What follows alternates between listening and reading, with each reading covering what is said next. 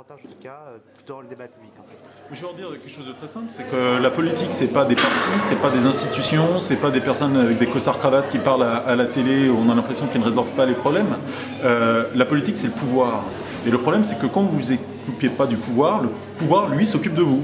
C'est-à-dire que les jeunes, dans leur vie concrète, ils sont toujours confrontés à des décisions qui ont été prises par d'autres qu'eux.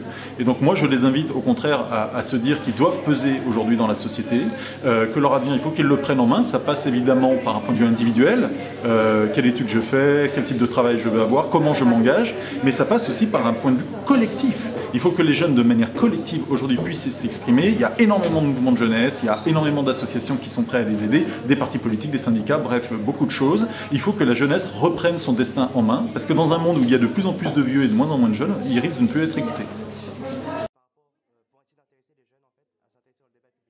Moi, j'invite tous les éducateurs, qu'ils soient enseignants, qu'ils soient animateurs d'associations, enfin peu importe, à dire aux élus, à exiger de la part de leurs élus qu'ils viennent voir les jeunes.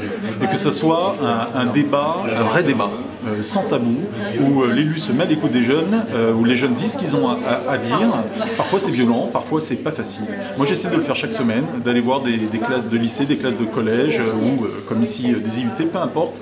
C'est d'aller voir aujourd'hui des jeunes pour qu'ils puissent se dire que les politiques, d'abord, ça peut être des gens un peu comme eux, et aussi qu'eux peuvent peser. Et pour les politiques, c'est vachement intéressant, parce qu'on se rend compte quand même d'une chose, c'est que les jeunes, notamment dites de zones difficiles, etc., ils ont plein de choses à dire, mais plein, des milliards, et que ça serait bien bête de se priver de cette richesse-là.